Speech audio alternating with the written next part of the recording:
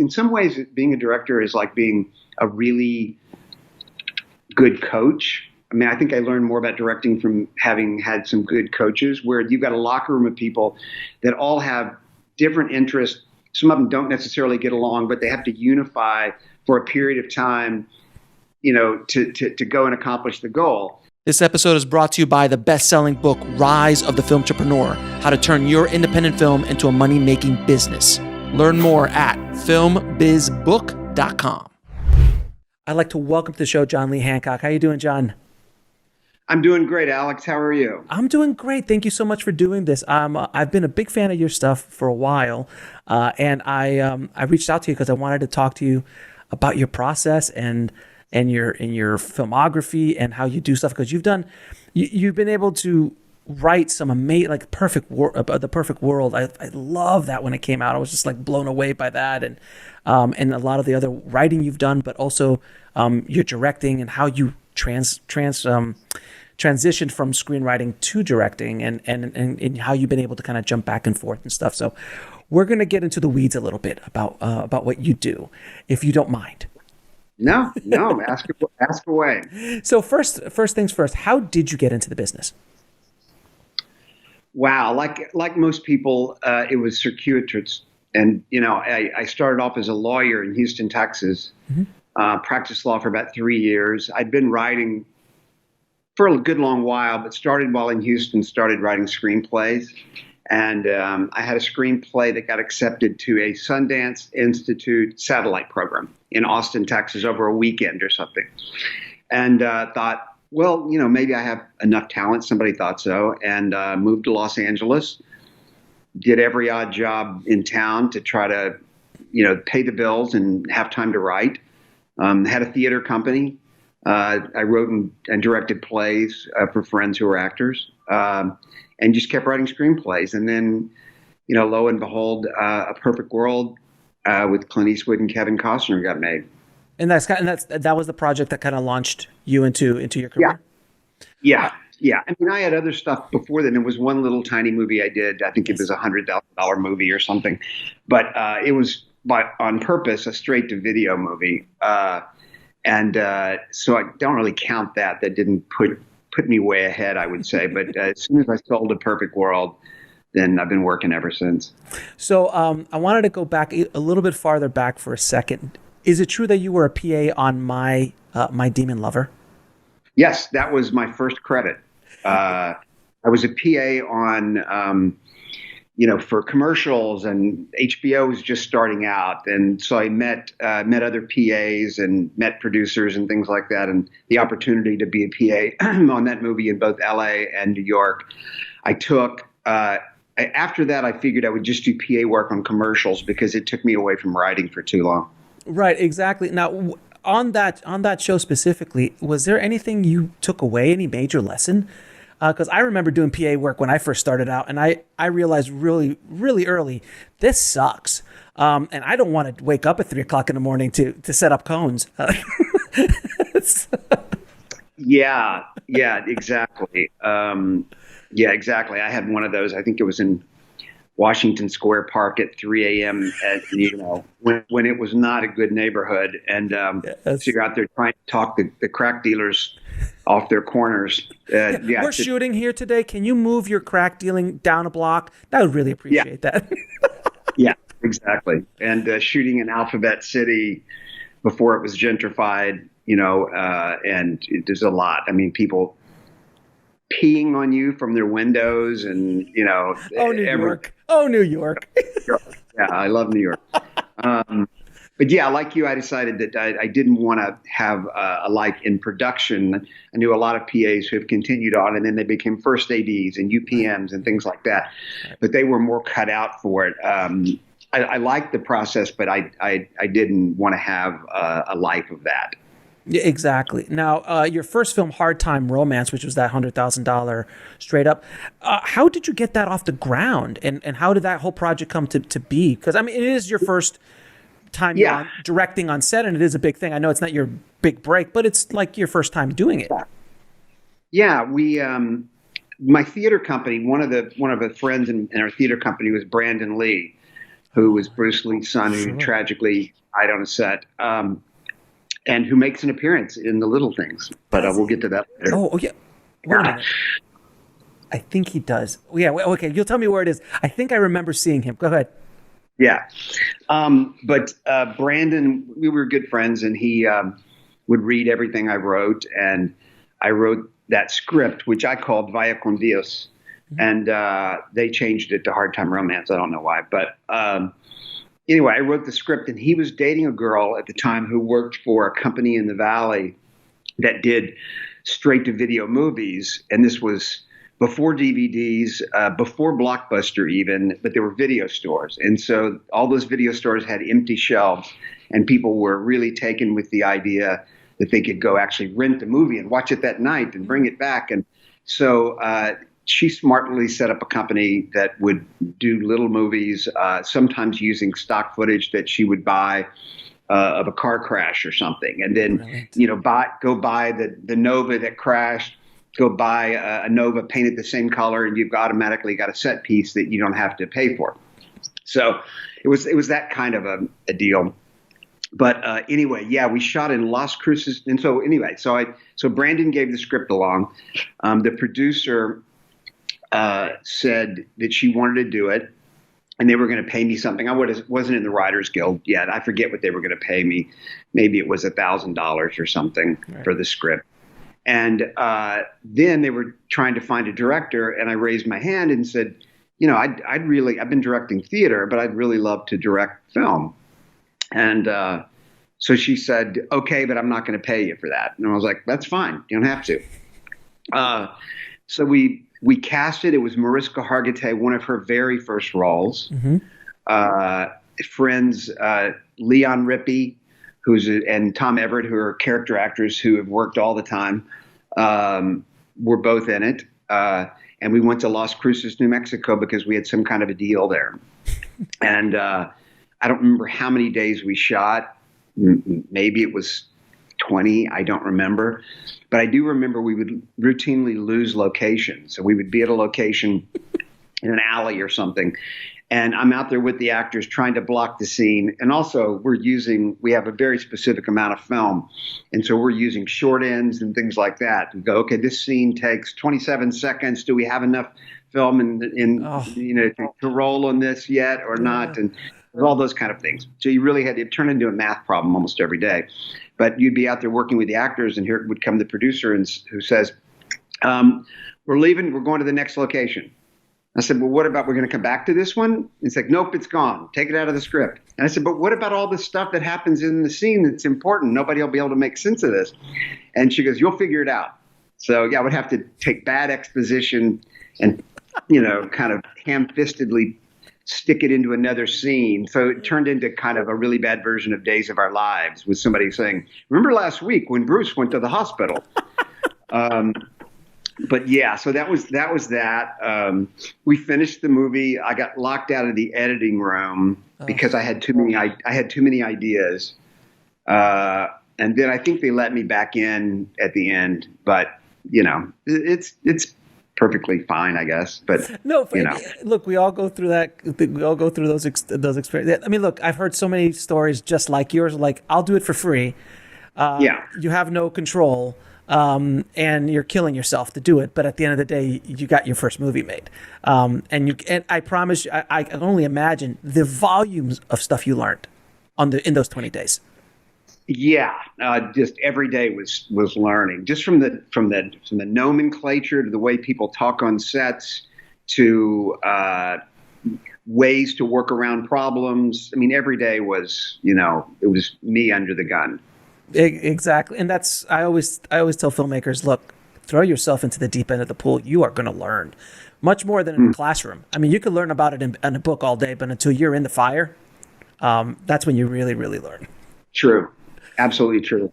Now, you kind of started your directing. Well, you started your career in the business really as a writer. That kind of was what kind of launched you into the career. And you did this. You wrote this amazing script called The Perfect World for a little unknown director called Clint Eastwood at the time. How did that was that a spec script? How did that work? Yeah, it was just an idea I had, and I had I'd written. Let's see. I'm trying to think exact order of how everything happened, but I just came up with an idea for it and wrote it.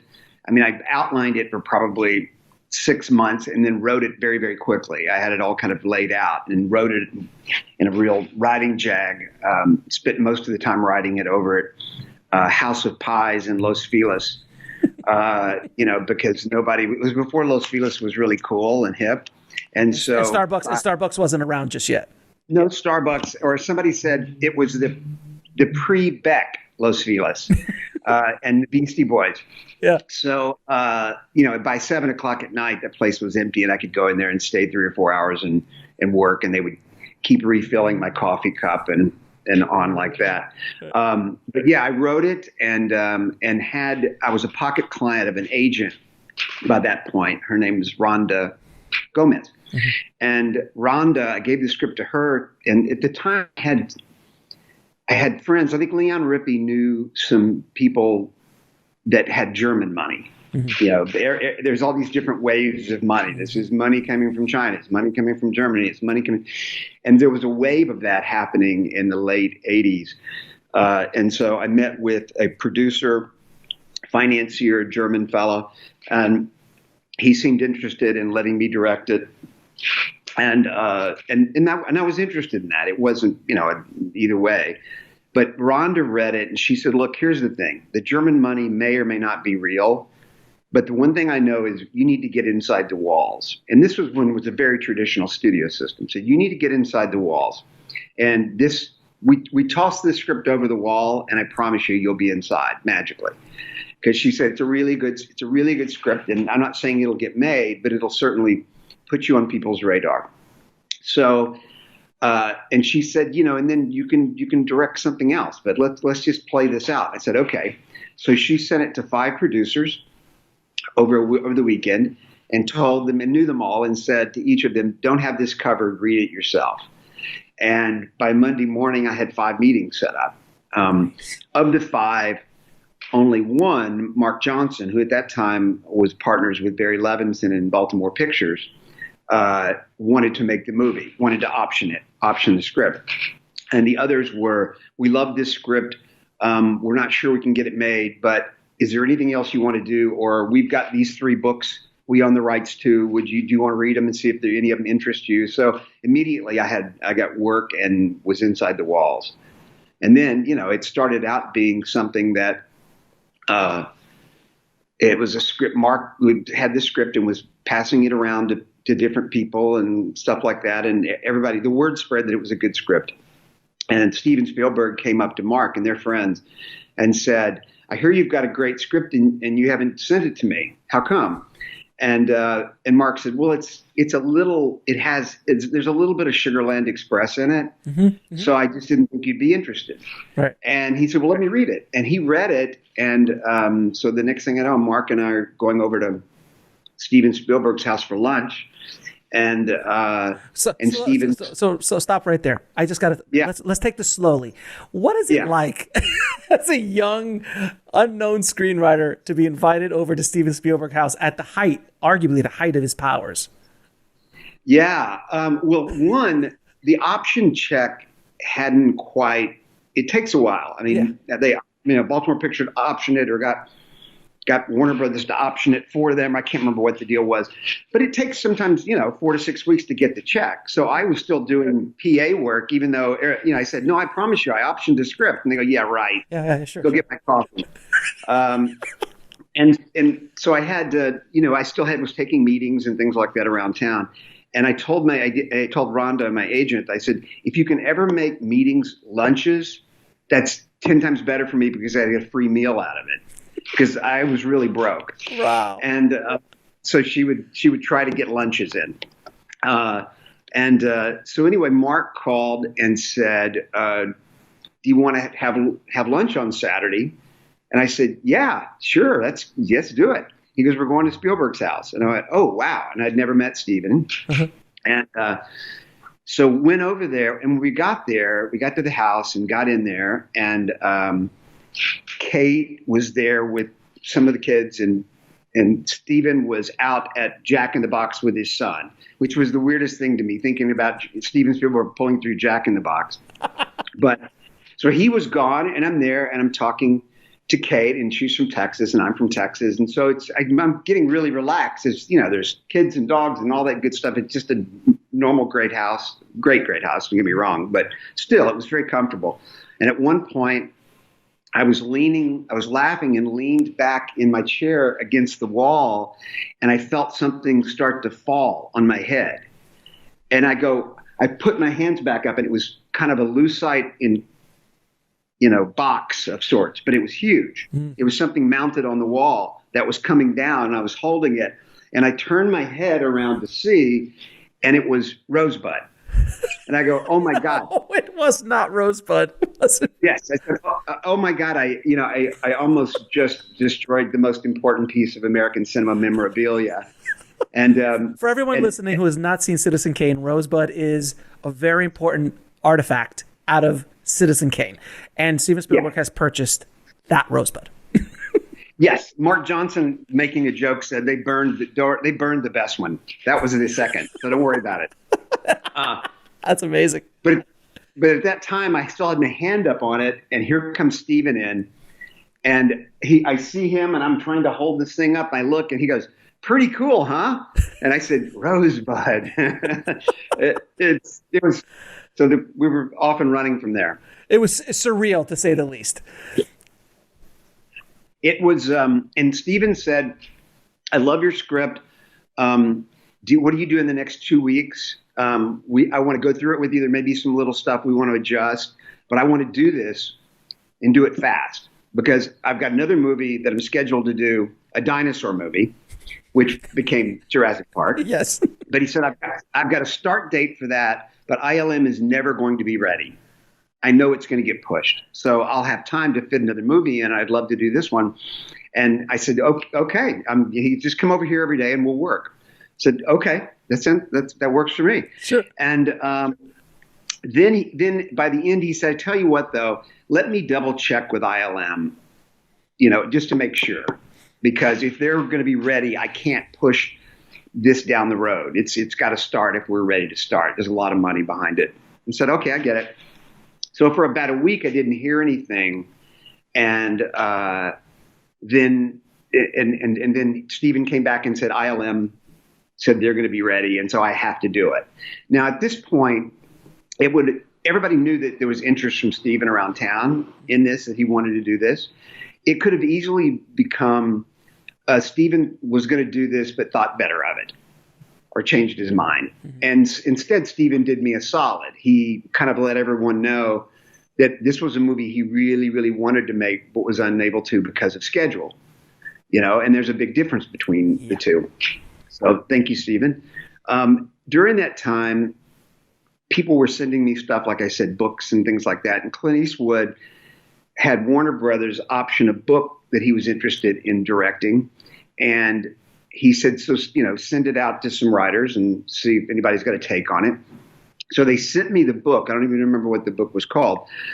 But at the same time, they sent the script to Perfect World to Clint to read as, here's this guy, John. He's cheap. He's a sample. Yeah. And we can get him cheap and he's not bad. So Clint read the script and goes, forget about the book. What's going on with the script?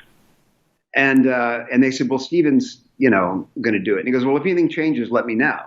So when Steven called and said he couldn't do it, the next thing I know, I'm over at Clint's office, and we were talking about it, and he said something that made me know that he was the right guy for it. When he said, tonally, it kind of reminds me of Lonely Are the Brave, which is, a great movie, Kirk Douglas. And I thought, oh, he gets this. He gets this. So, the next thing he's going to do it. He's got to go off and do a movie with Wolfgang Peterson first before he's going to direct this. He's about to start acting in a movie. In the Line of Fire, yeah. In the Line of Fire with John Malkovich, and yeah. So anyway, we've got a little time before we're going to start. But he one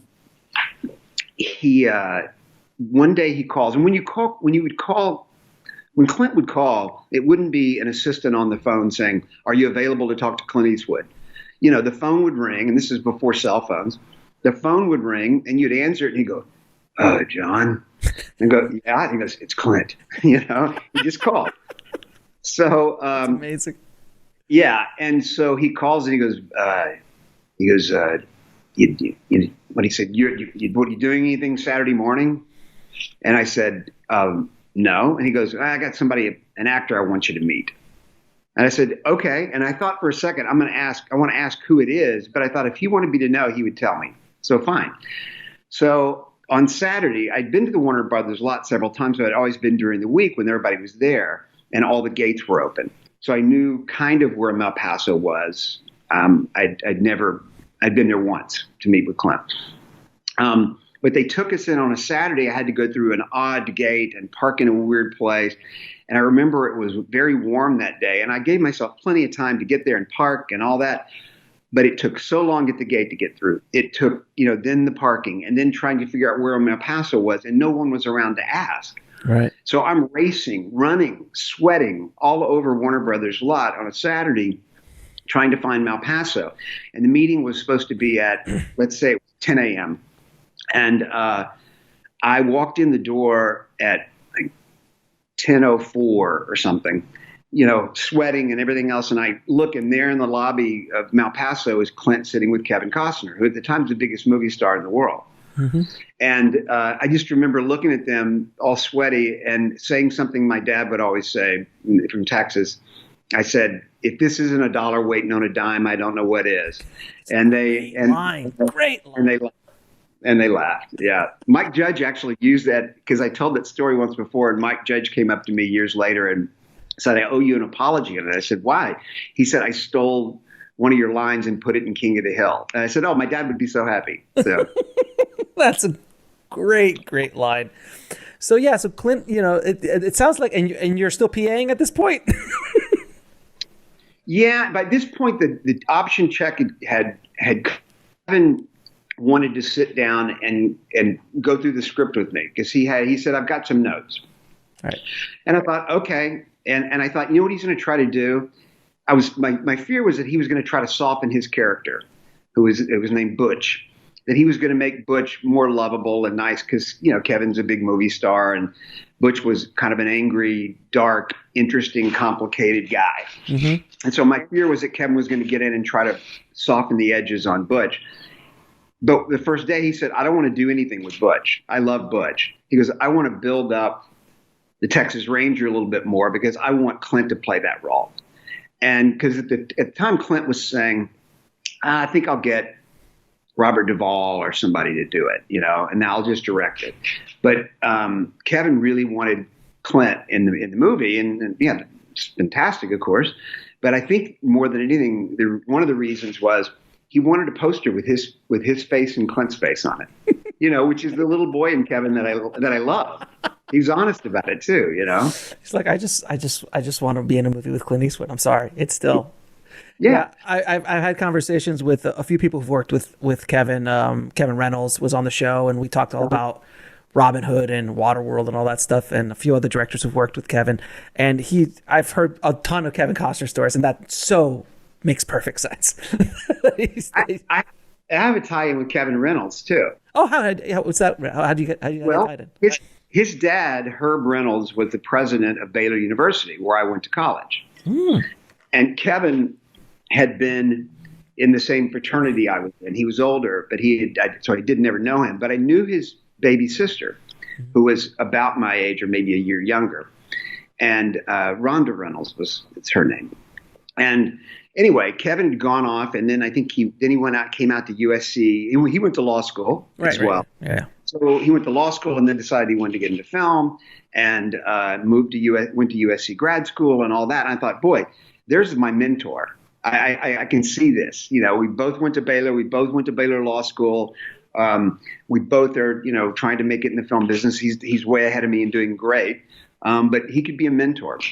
So I sent him a script and sent it to his agent. And then Rhonda, probably not asking Kevin, gave me Kevin's phone number and gave me Kevin's address, which she shouldn't have ever done. No. but I was harmless. But still, And it was a different time too. What year is this? We're talking about late 80s, early 90s? yeah, Like mid yeah. to late 80s. So it's a little bit more innocent time. It's a bit more innocent time. This is probably 1987. Yeah. Yeah. I was doing PA work, and I just kept, and I would call his agent and leave a message of like every 2 or 3 weeks, any word back from Kevin, and then I would call Kevin about once a month or so and just leave a nice message. And one morning at like 7 a.m. I get a call. As a call on the phone, I answer it, and he says, "Is this John?" I said, "Yes, it is." He goes, "This is Kevin Reynolds. Can I buy you lunch today?" And I said, "Absolutely." And so we met at, I can't remember, it was Nate and Al's or some deli in the valley or somewhere. And we get there, and I go, "This is all coming together perfectly for me. I love this. I'm going to have a mentor. He's going to give me all this great advice." And Kevin can be very precise. Kevin Reynolds. Yes. And such a smart guy, and so talented. So I'm a little daunted, but I get there and we sit down, and he says, "We should go ahead and order, just we can get that out of the way." I said, "Okay, great." And so, he ordered, and I think I said, "I'll have what he's having, just make it easy." Right. And then he said, "Okay, what can I do for you?" And I said, "Well, were you able to read my script?" And he said, "I read 15 pages, which told me all I needed to know, which is you're not without talent." Just what you want to hear. Yeah, but you've got a lot of work to do. And I went, "Okay." And he said, "Anything else?" And I said, "Well, advice. And he said, "Well, if I give you advice, will you take it?" And I said, "Yes." He goes, "Go back to Houston and practice law." He said, because he said, and I'd also asked him about, mentor. And he said, "It doesn't work that way." He said, "You get a mentor when you've got something to add to the equation." Right. And he said, "It just doesn't work." He goes, "Look, nobody wants you here. You're competition. Why would I want to, why would I want to help you?"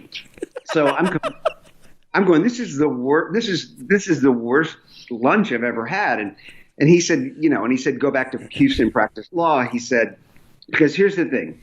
If you'll take the advice of someone you've known for 15 minutes, you're never going to make it in this town anyway. And if you leave here after this lunch and you go, to hell with that guy, I'm going to write 10 pages today." He said, "Then this was a good lunch."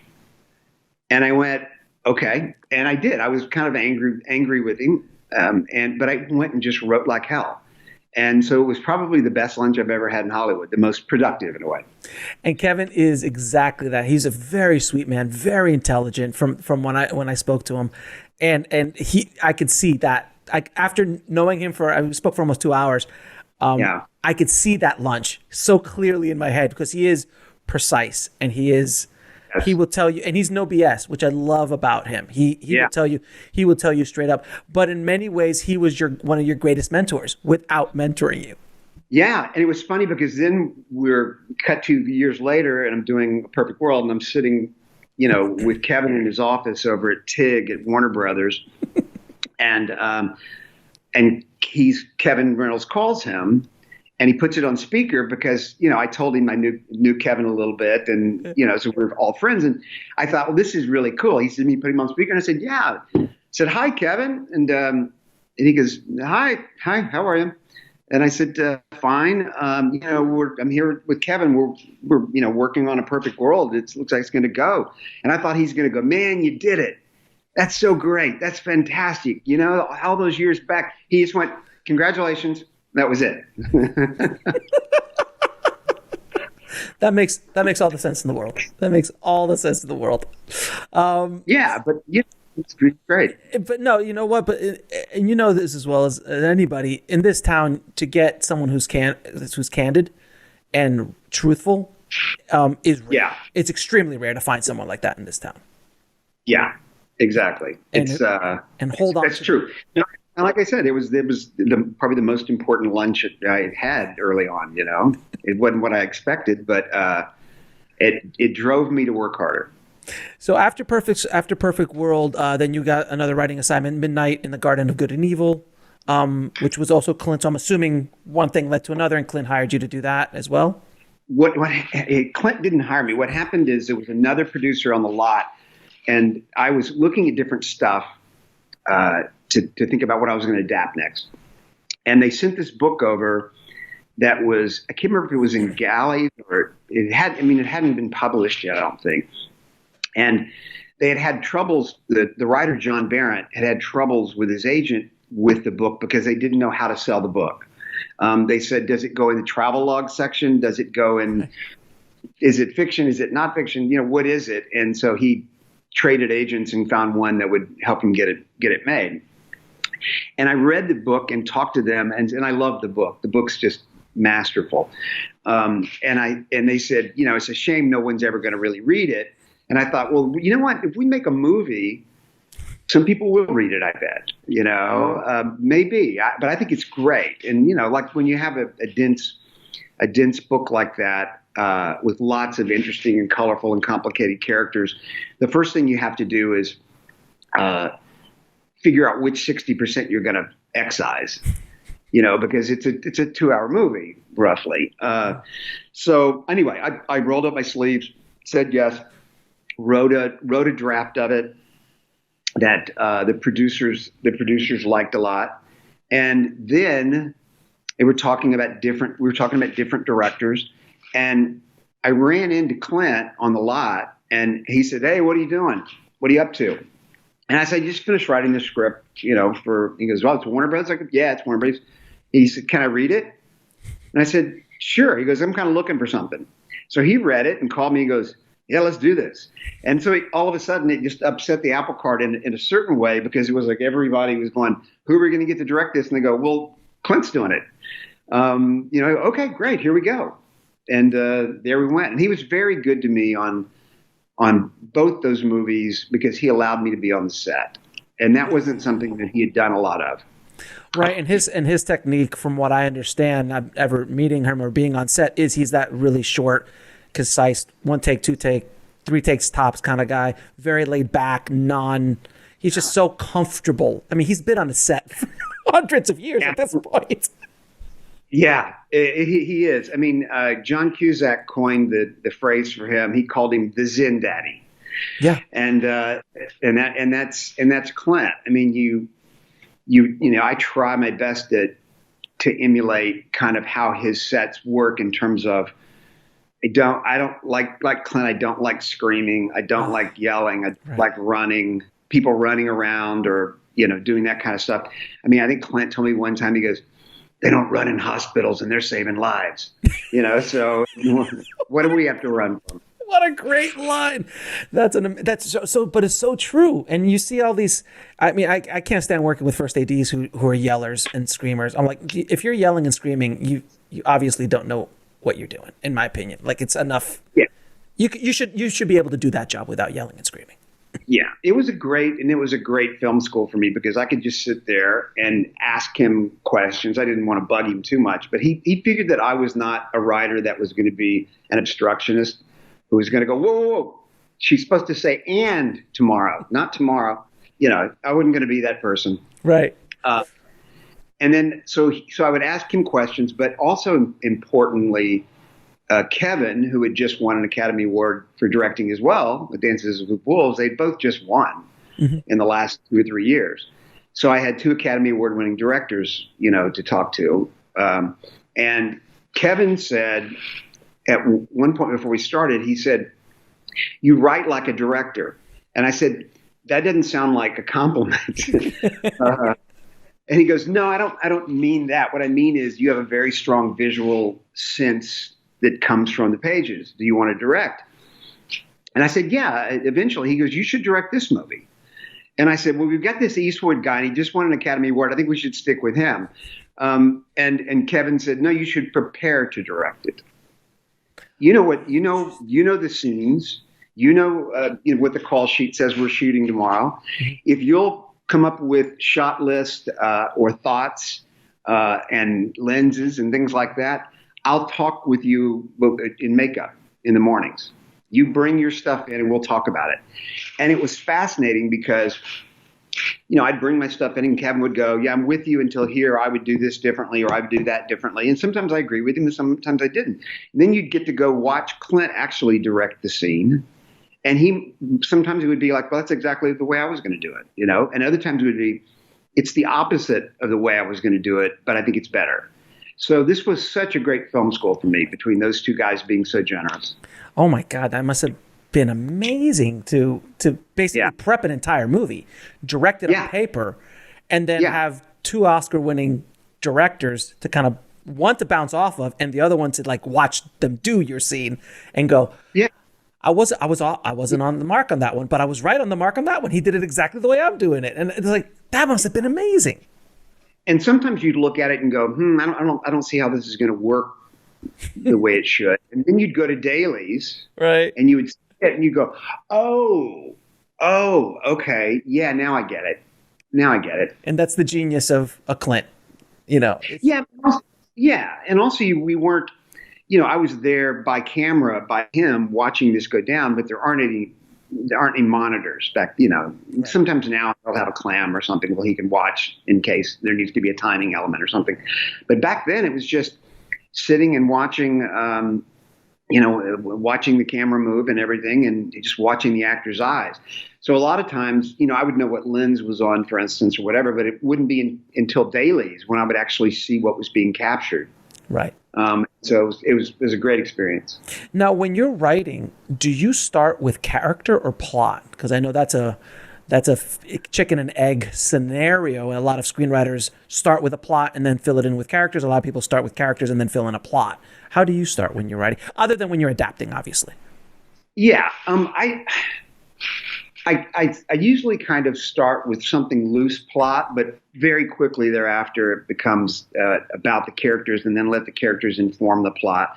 I mean, with A Perfect World, it was a weird one because I had a whole bunch of scripts I was working on and different ideas for a script. And one of them was I was interested in doing a story about an older Texas Ranger who's about to retire, and it's the week of the Kennedy assassination in Dallas, and kind of how that assassination really humbled Texas. It's like, how could this happen here? Why did it have to happen here? Kind of thing. Mm-hmm. And to see somebody who was probably in his younger days more sure of himself, and then like a lot of us when we get older, I knew that the last line of that movie about this Texas Ranger was going to be, "I don't know nothing, not one damn thing."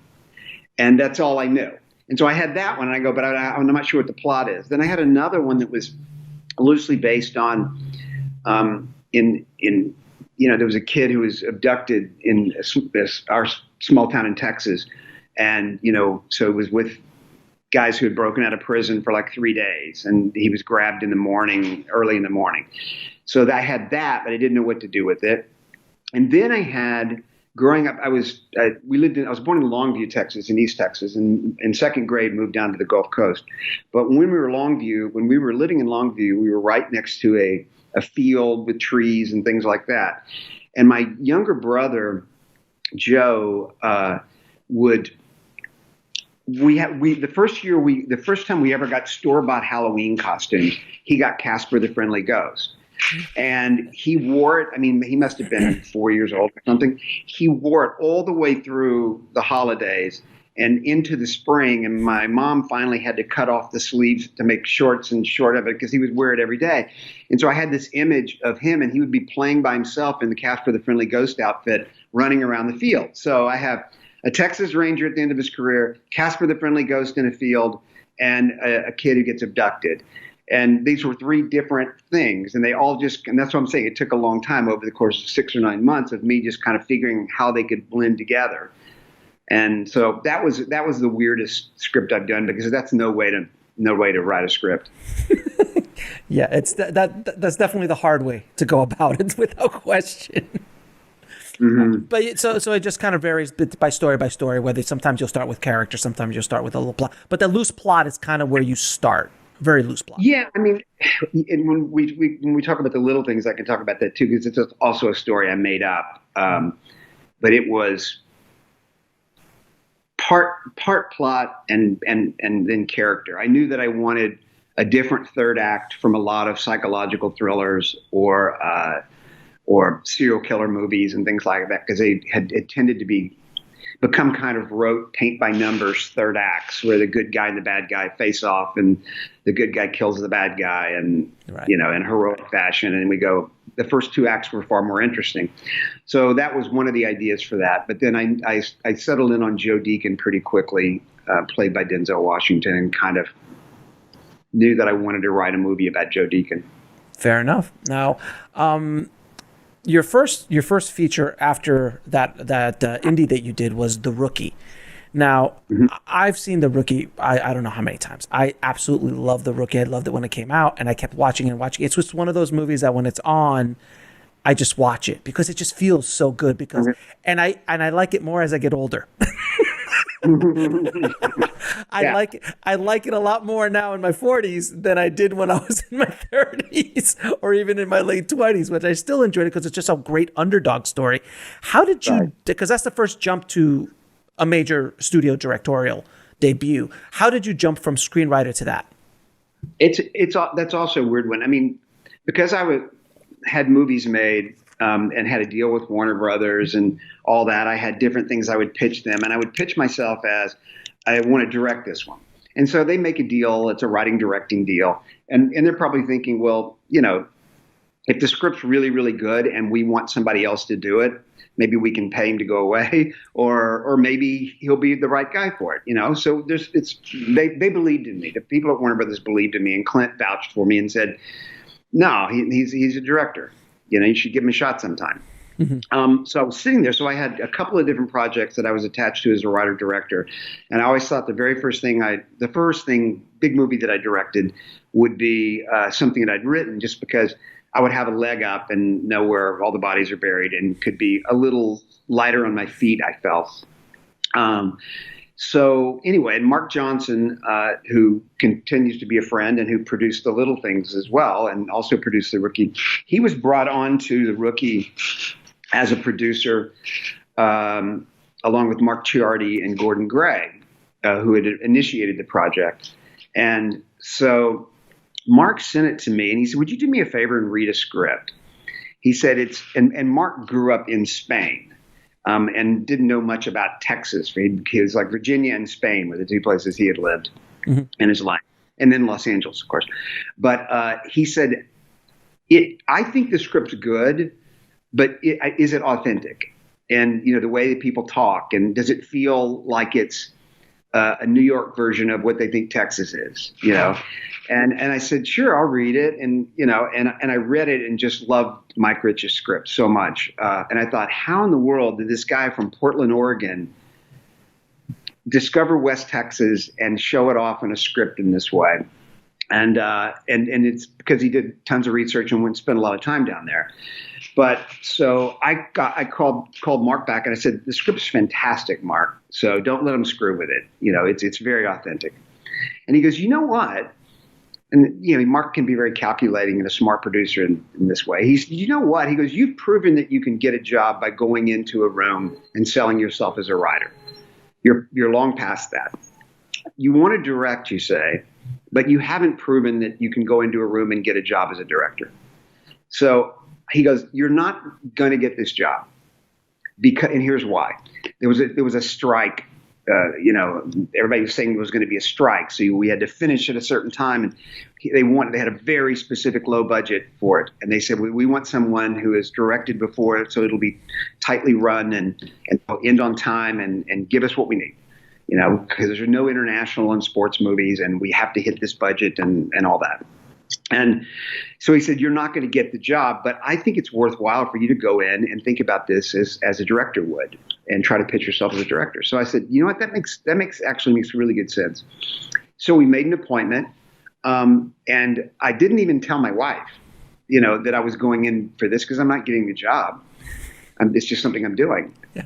So I go in and I'm there for an hour talking about everything from what film stock I would use to lenses to, the feeling I want from it, what the music should be, And they asked really good questions, and I answered honestly because, like I said, I'm not getting the job. I can speak honestly. So the last thing I said was, I know I'm probably not going to get this job, but don't let somebody come in and script these words because Mike Rich did a beautiful job. And they go, okay, thanks for that.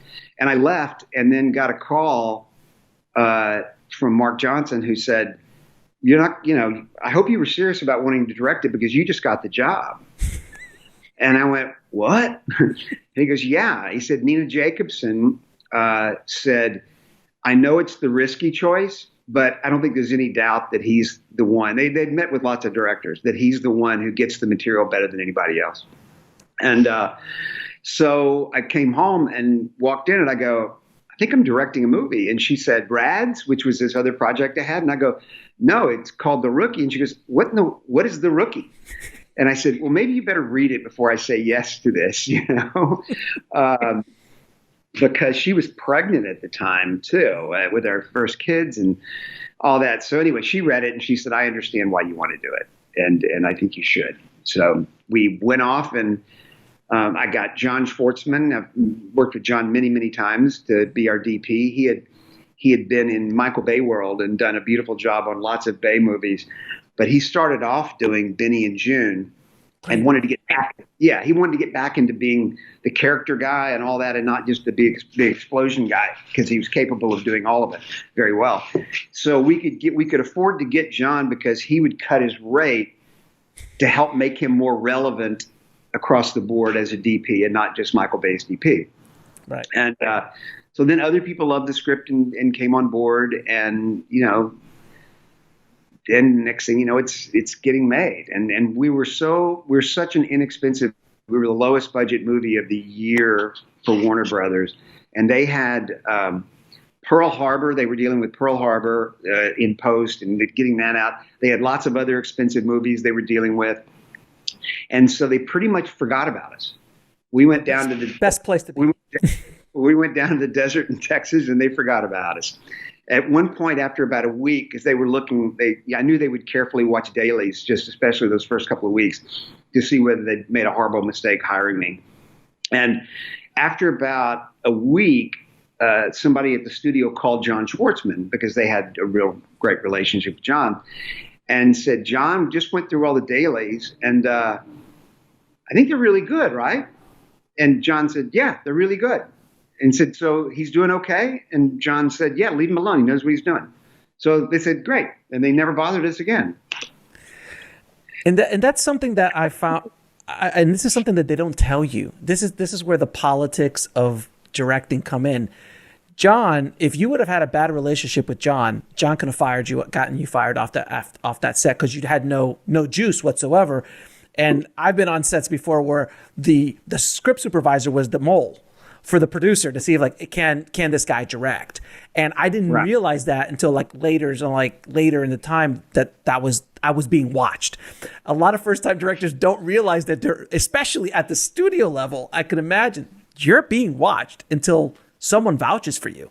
And that's why it's good to be friends with everybody on the set. Yeah, I mean, you're right. I mean, it's really an integral relationship. Your relationship with the DP, your production designer, your costumer, your production staff, your first AD. It's all really important relationships.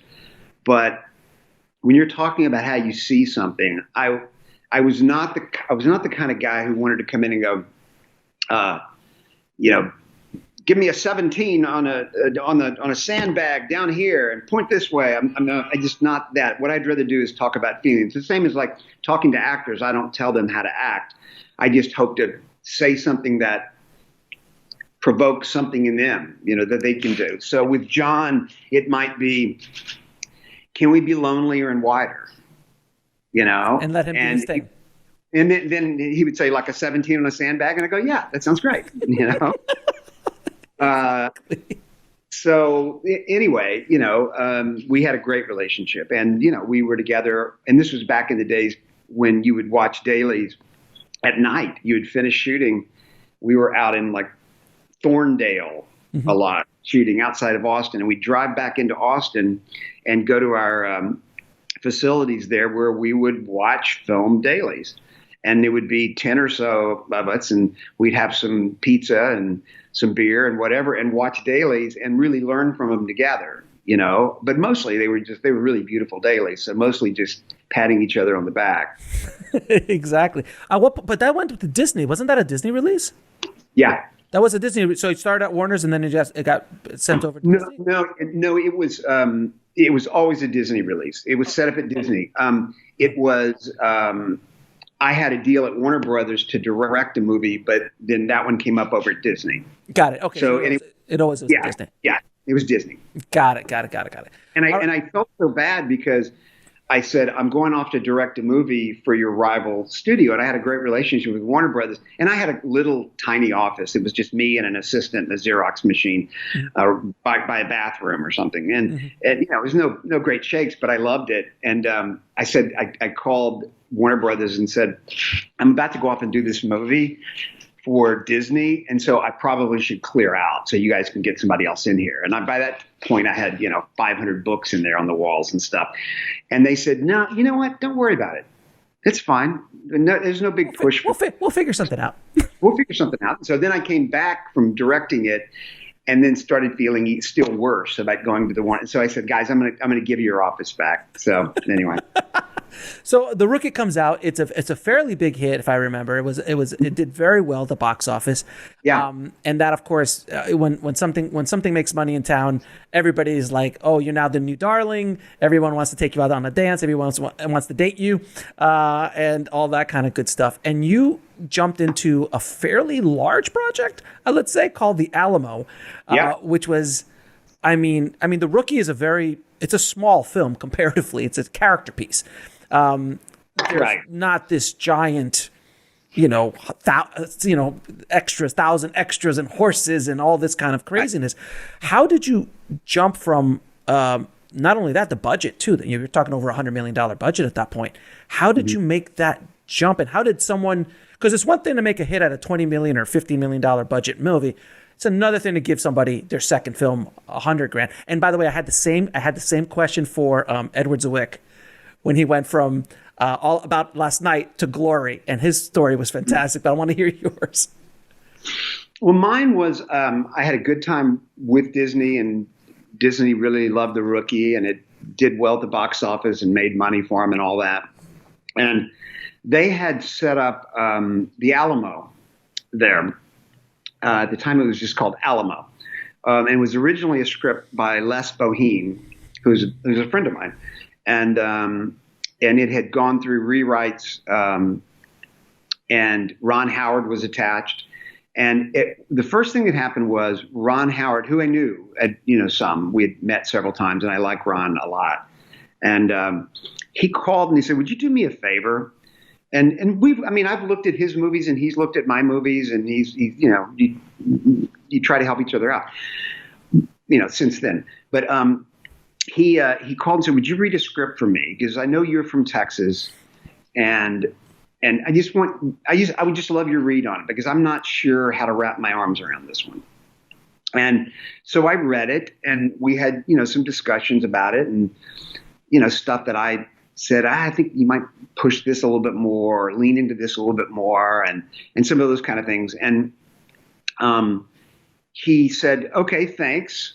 And then they had a falling out at Disney over the rating. And Russell Crowe was loosely attached at that point. And he was going to play Sam Houston. And so then what happened was it was going to be R-rated, and then Disney said, it's such an expensive movie, it was like $100 million movie, that we can't afford to leave all that business behind. We need this to be PG-13. And so Ron, said, well, if I'm going to do this, I kind of want to do an R-rated movie. And I think he actually in his head was thinking, I'm not sure I want to do this movie anyway. He had another one called The Missing, I believe, with Tommy Lee Jones and Kate Blanchett that he did instead. But he stayed on as a producer when Disney came to me and said, Dick Cook came to me and said, would you consider doing the Alamo? because at this point they already had started building sets.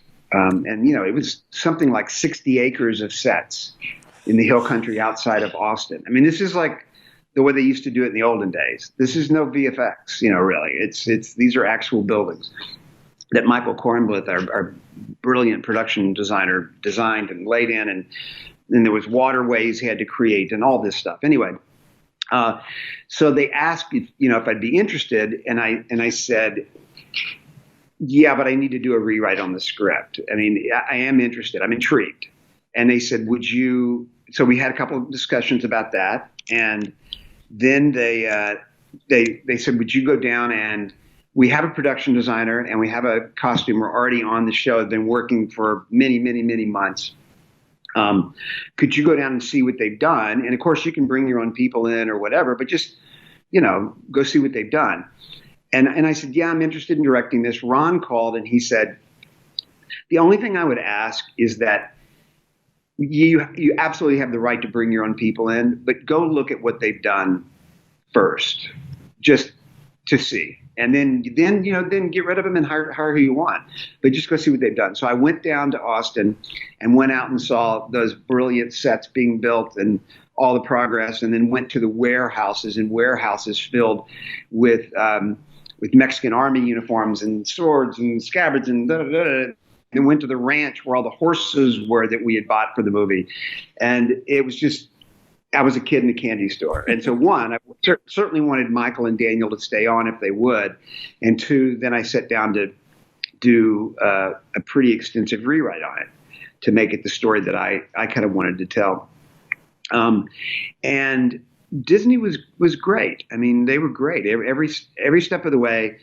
And they were lovely in post too. But I would say shooting the movie was as much fun as you can have. I mean, it's daunting. Yeah. You're driving out to the set and you see 50 trucks, and then some days we've got 2,000 extras today. That started getting dressed at 1 a.m. just so they could move them all through. And there were days when I think we fed 3,000 people. And it's daunting, but it's also, it feeds your ego in a kind of a good way to say, I'm up for this. I can do this, and had a blast making the movie. And then we had a very short, something Clint had told me that I didn't listen to was, he told me when I was about to go off and do it, he said, just make sure you've got plenty of time in post. He said, and by that I mean, not only the number of days in post, but make sure you're not driving toward a release date, because you want to make sure that the movie can be the movie it wants to be. And then after you do that, then you decide when you're going to release it. And it was scheduled for a Christmas Day release. And I essentially had less time on that movie in post, or close to the same amount of time as The Rookie. And, just the footage alone, going through the footage is, oh, man. Slightly different in coverage. Yes. So, yeah. And so we were racing. And to meet the Christmas deadline, we needed to start having previews. And so I had a cut of the movie that was a little long, probably, but I hadn't finished editing yet. I said, well, let's put it together and then we'll learn from the preview, thinking, yeah, it's not going to preview through the roof because historical epics never do. And anyway, so we had that first preview, and I said, this will help me know what 15 minutes I want to cut out and where it's going to feel slow and all that stuff. And we tested, and I believe we tested a 69, which for a historical epic is not bad. And I think Master and Commander had tested within those 2 weeks as well, and it tested similarly to it. But, Tom Rothman looked at that number and said, well, it's a historical epic. I think it's a great movie. It's keep going. And Disney, coming off, my success with The Rookie, was thinking, how come we're not in the 90s?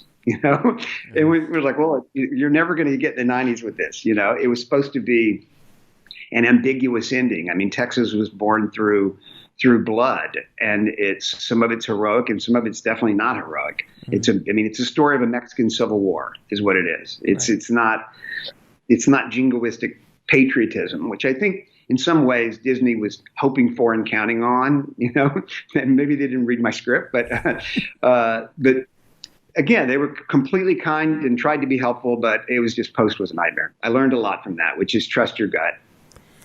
And I just find it fascinating jumping from something like The Rookie to something like the Alamo, which is so much more massive.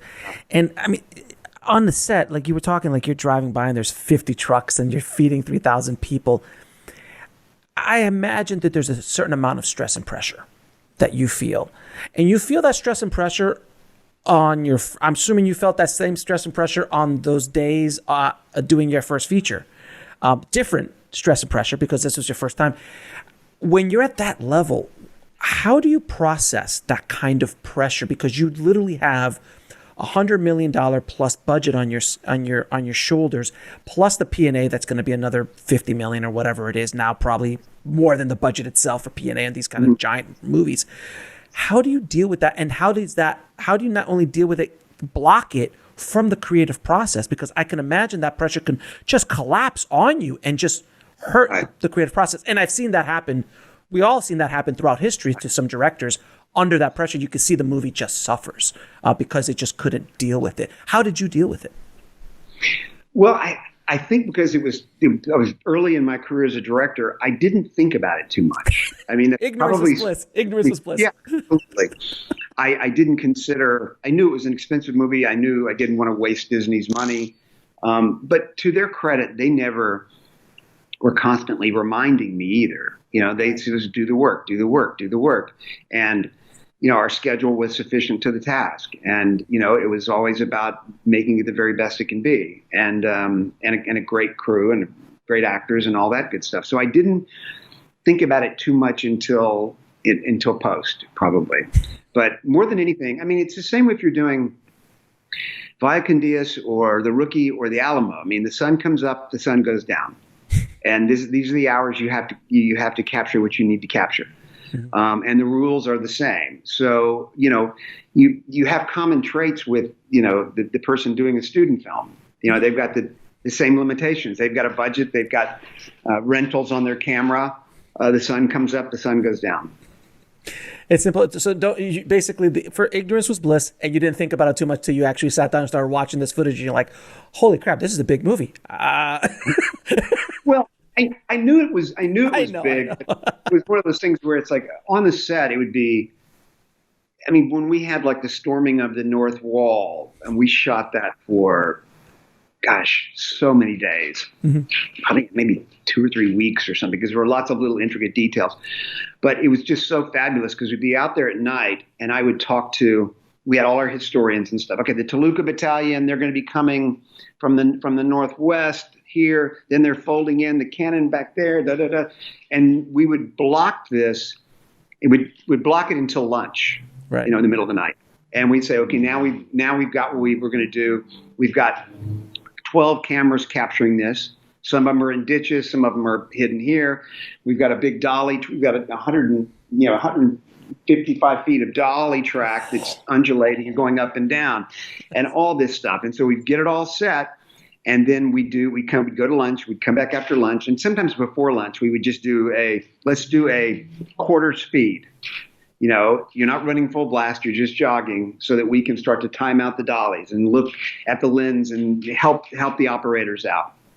And I think there were certain days we had 12 cameras and all the monitors set up. And it was like, you felt like you were directing Monday Night Football. It was like, you'd have to watch them all back. So anyway, after lunch, go to A, go to F, go to D. Watch them because you know the sweet spot where it's coming to the place where the guy's going to fall in the ditch on the camera, and there it is. But it was a blast, and so we'd come back after lunch and go, okay, let's give it a shot, and we would just do the whole thing, and then run out of film and say, okay, let's reset the squibs, let's do all the stuff, we'll go one more time. And you do 2 takes of it, and it takes all day long, and you get great stuff. And then what you do is the next day you come in and go, okay, now we got to be more precise about this and this and this and this, and you start breaking it up into pieces. I mean, making a film is a little like a giant mosaic, Because on the day you go, there's a blue tile and there's a green tile and here's a white tile and I need more yellow here. And you're right up next to it attaching all these. And it's not until you're able to step back and see it, you go, oh, I see what it is now. So it's the difficult but the fun part of directing is that you have to keep your head down on today's work, but also keep checking the horizon to make sure you go in the right direction. Right, because sometimes you keep your head down too, like, oh my God, where am I? I'm in Toledo when I really wanted to be in Vegas. Exactly. Now, after the Alamo, you took a little bit of a break. You took like about a 5-year break in your career, or at least 3 years, at least from the release to release. And then that little film called Blindside. The Blindside shows up. How did you get involved with that film and that whole story? It was, after the Alamo, I was beat. It was a long process and it had taken its toll on me. Sure. Emotionally, physically, everything. I also had small children, so I thought I don't want to go and do another 100-day shoot somewhere. Not that anybody was calling me to beg me to do it, but I'm just saying I know I don't want that.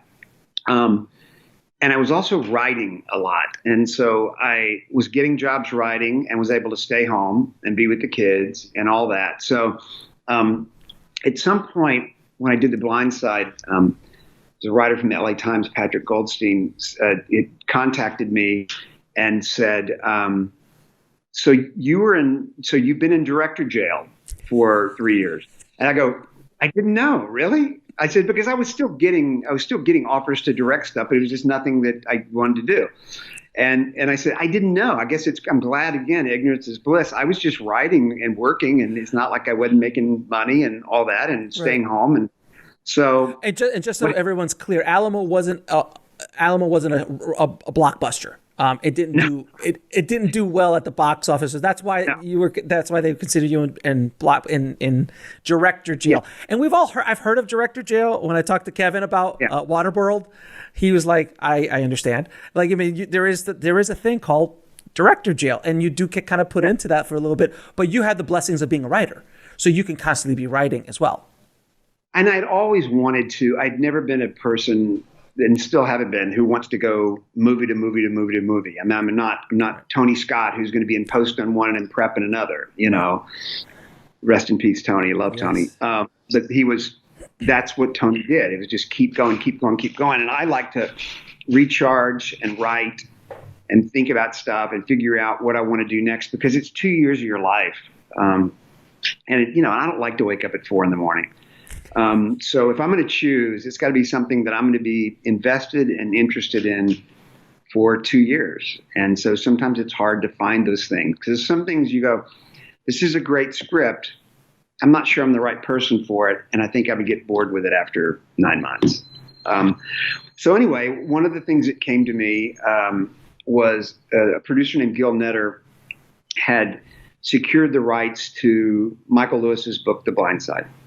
And I'm a big Michael Lewis fan, and read everything he writes, and he's fantastic. And I was and so I was going to get the book and read it anyway. It's Michael Lewis, and the call came. Would you like to read the book? And they wanted to gauge my interest in adapting and directing it. And so I thought, well, yeah, I'll read it. I'm going to read the book anyway. I don't want to do another sports movie, though. I said, I just don't want to do that. I had talked to Ron Shelton once, and we were on a panel together after The Rookie and baseball movies and all that, And he said, okay, you made it out unscathed. The movie's great. Don't ever do another sports movie. I said, what? He goes, no, man, it's a rut. That nobody thinks I can do anything with sports movies now. So he goes, just be cautious, be careful. Mm-hmm. And so here comes, I'm not going to do another sports movie, but I read it, and about halfway through, I go, I've got a specific take on this, and I think I've cracked it. They're probably going to disagree. It was over at Fox. So fine, I'll go have a meeting. I went to have a meeting. I love the book. Went to have a meeting, pitched an unconventional mother-son story, and they, eventually they said, yeah, we want you to do it. So we had meetings and meetings and meetings and meetings and talking about it. And then I wrote the script, and everybody loved the script. But it became obvious that something happened along the way there. When I first finished it, Julia Roberts was very interested in it, and Fox was desperate to be in business with Julia Roberts. So it might as well have not been called The Blind Side, but instead, Untitled Julia Roberts Project. And I met with Julia, who was awesome, and we had several meetings about it, and she was interested. And then finally, she got to a point. She said, "I'm not sure my head's in this, and you need to make this movie because the script's great." And she said, "I feel a little bit of Aaron Brockovich in it. And I don't want to do that to this character or to your movie." And she also had small kids and all that. And so I got it completely. So she was out, and at that point, Fox became less interested in the movie, and it was obvious they weren't going to make it. And so Alcon, who I knew the guys at Alcon because Mark Johnson and I produced along with Jay Russell, My Dog Skip, Great film. Which was one of Alcon's first, maybe their first movie, and it made money. We made it for $4 million or something, so it made money and continues to make money. That it's the little dog that could. So I knew them, and they read the script and loved it. And they said, "If you can get it out of Fox, we'll do it." And so we negotiated a very strict turnaround situation from Fox, where we had to be in production on this certain date, or it reverted to back to Fox, who was they were thinking, well, there are more men in their 40s that will make this movie with than women in their 40s that will make this movie with. So they said, make it a father-son story instead of a mother-son story. And I said, it's not the truth. It's not the book. And Leanne Tui would fly here and kick your ass. Mm-hmm. So, anyway, thankfully we got it up and running very, very quickly. And, and then Sandy was in, and it was great. It was a great experience making the movie. It was nice to be on a set again. We were in Atlanta. I was loving it. I had no idea. I thought it had commercial instincts mm-hmm. and potential, but you never know, how's this all going to come together. I thought Sandy had essentially just kind of taken over Leanne Tui. She talked like her, she walked like her, she wore her clothes, the watches, everything, the rings, they were all, based on Leanne's actual stuff. And she had Leanne read the script for her out loud, just so she could have the cadence. And Leanne did all the lines and all that kind of stuff. So it was, but it was a great experience. And then, we had our little movie, and it tested through the roof, and it was a crowd pleasing kind of feel good movie. So it needed to. Mm-hmm. Warner Brothers opened it wide. And that first weekend, I remember it was Thanksgiving. It opened like on Thanksgiving Day or the day before Thanksgiving or whatever. So we had a long extended weekend through Thanksgiving weekend. And the studios would come out with their projections, every studio would make the projections on their movies and other movies around town that were passed around by a guy named Jeff Blake. And so Warner Brothers, Fox said the projection for The Blind Side is $12 million. I'm making that up, but it was something like that, mm-hmm. which would have been, for our budget, would have been made it a success. Mm-hmm. But, and then somebody else, I think it was Sony, maybe said 15. And then Warner Brothers came out with their projection, and it was 20. And the thing is, what studios do is they don't puff up their own movies. They would rather project low mm-hmm. and not get people too overly excited. So my agent, David O'Connor, at that time, when he saw the projection from Warner Brothers at 20, he said, they think it's going to do 25, or they wouldn't have put 20. Wow. And the other thing was we were supposed to open originally the following spring, but a slot opened up with Warner Brothers, and it was going to be going opposite,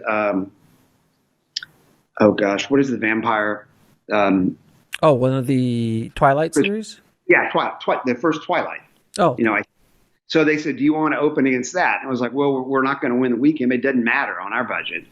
And so we went into that. The reports were good. I was hoping that, at least the minimal would be Fox's projection of 12. And it did 34 million. Oh, no, it's a monster hit. It was and then gigantic hit. It just never went away. 6 different times it outperformed its previous weekend during its run, which is I'd never heard of. It's staggering. I remember that with like Home Alone. Like Home Alone came out and then like it kept growing and people were like, what? Titanic. It kept growing. You're like, what the heck's happening? No, Blindside was an absolute smash hit. And then you get an Oscar nomination and then Sandra wins the Oscar for it. And you must have been on cloud 9 during those times. I was, and it was one of those ones because there was no expectation with it. I thought it was a nice movie and a good story. And I thought this has commercial instincts. We'll see. And then we never talked about awards or anything like that. It was just the movie. It's a sports movie. Sports movies generally don't. Yeah. Generally don't get that kind of reaction. And there was no like press stuff going on for it. No push for anything for awards. And I remember at Alcon and at Warner Brothers, they said, you know what? Everybody's talking about Sandy Bullock.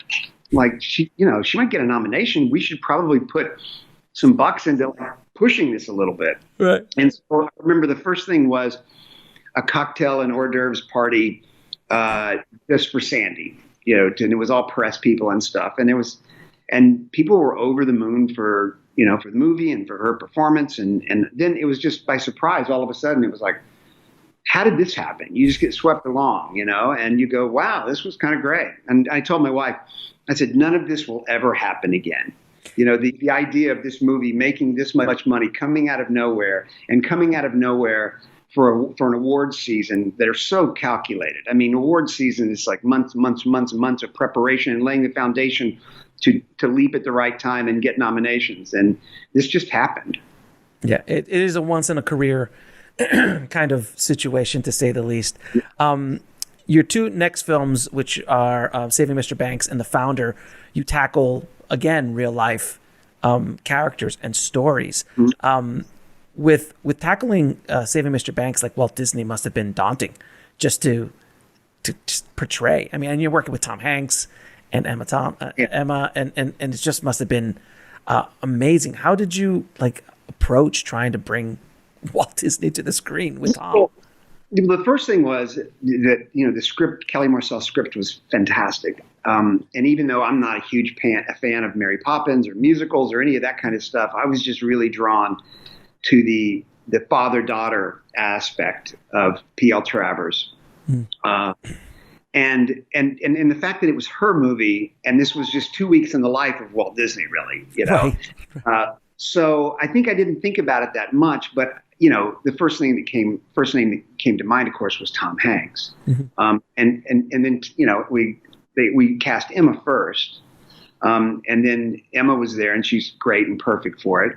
And then everybody started talking around town about it, and Tom, wanted to meet, and so we met, and I was prepared for tons of different questions and things like that, because that's a daunting task for him.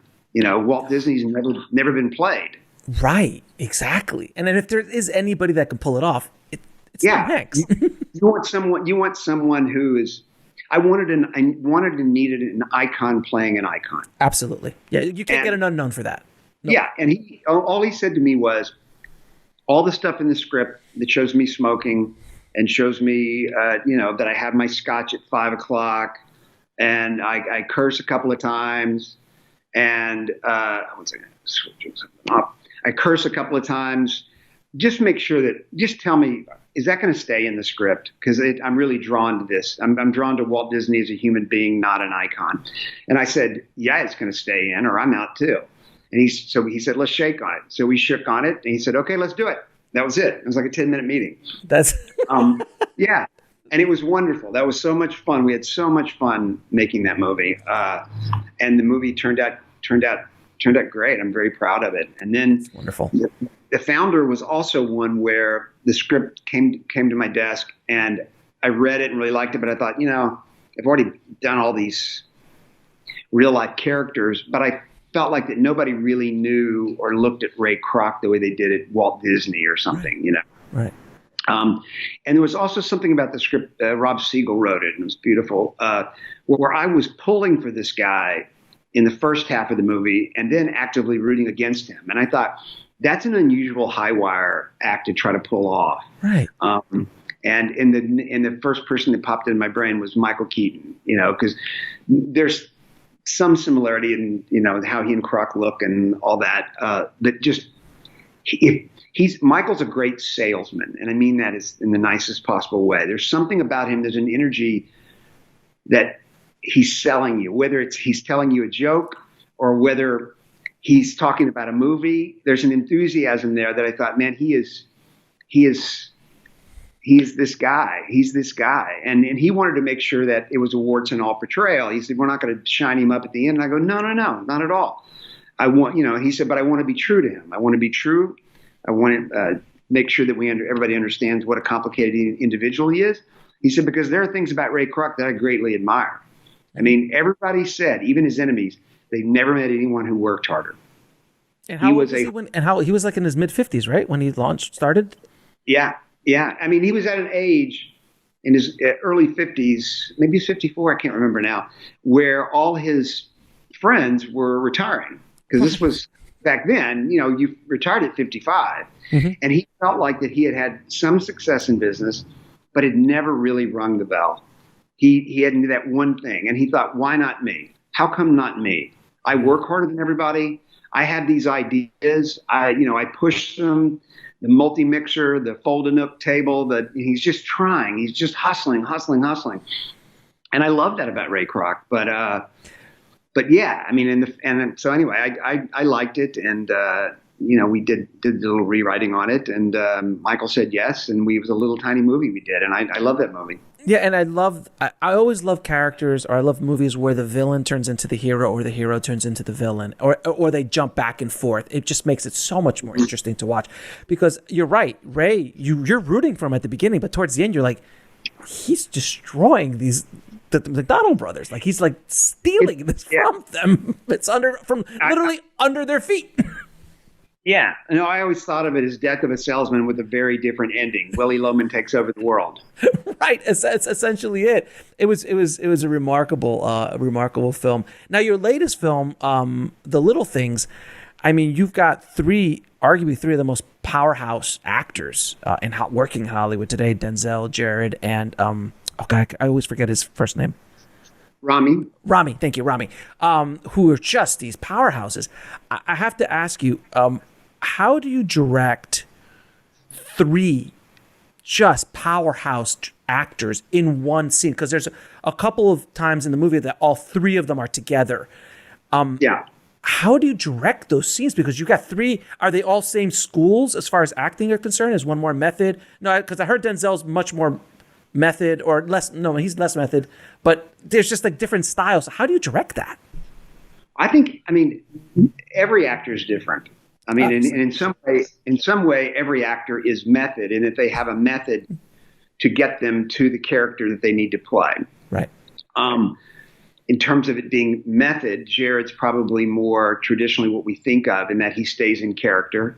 Mm-hmm. And we didn't have read-throughs or rehearsals with Jared and Rami and Denzel where they met in real life. When they met Albert Sparma, played by Jared, he was Albert Sparma.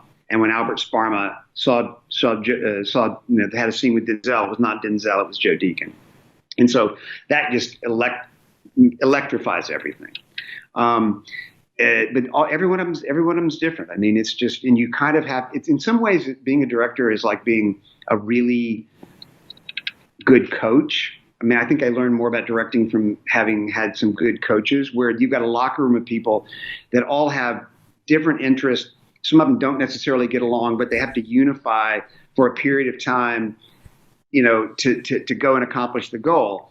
And some of them, and some athletes need praise, and some need challenges, and some need, but these two guys, obviously there's, it's just a conversation. I mean, they're all just, they're juggernauts. So I mean, I just love watching them all act. So for me, it wasn't about maneuvering them in any way, one way or the other. It's just we'd already talked about everything.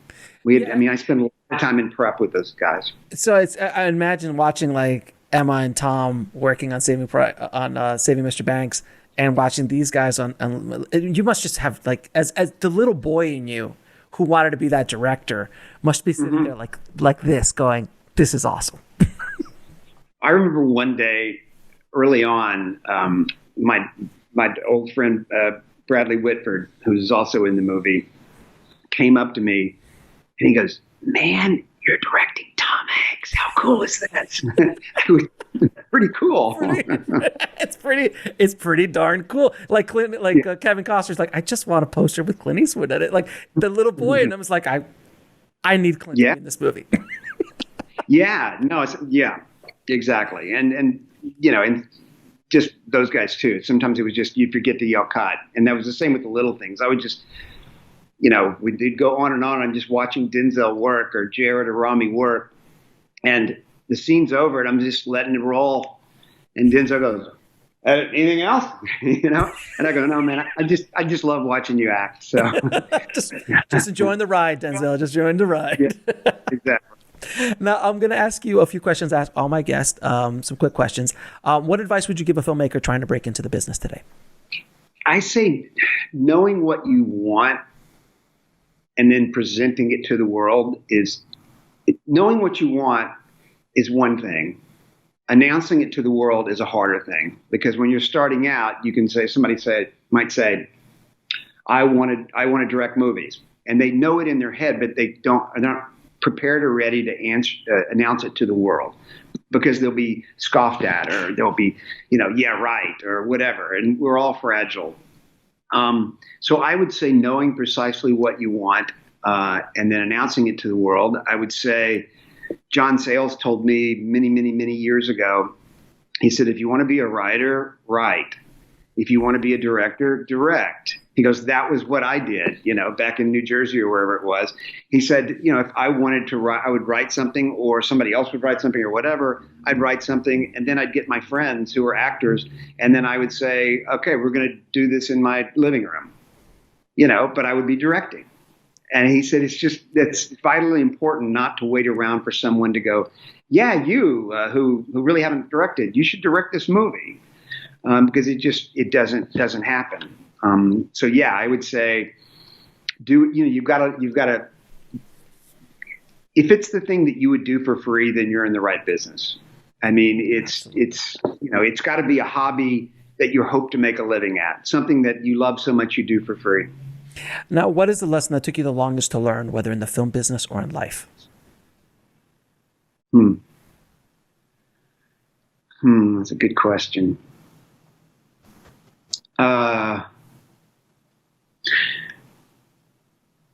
Don't talk so much.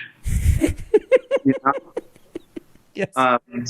I sometimes have a tendency, as you've seen over the last hour and a half, to just flap my gums too much, and I should listen more. And I try to remind myself to listen more, especially in conversations with actors, and when you're working on a movie, or someone's reading your script for you, to give you notes on it. It's and also to ask more questions, not just go, yeah, I like that too, and here's why.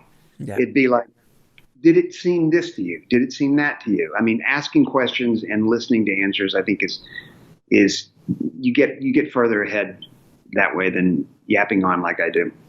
And last question, 3 of your favorite films of all time. Well, that's a rotating list. Mm-hmm.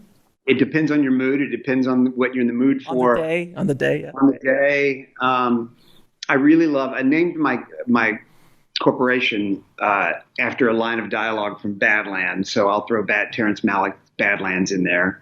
I love, love, love The Conversation, which is my favorite Coppola film. Mm-hmm.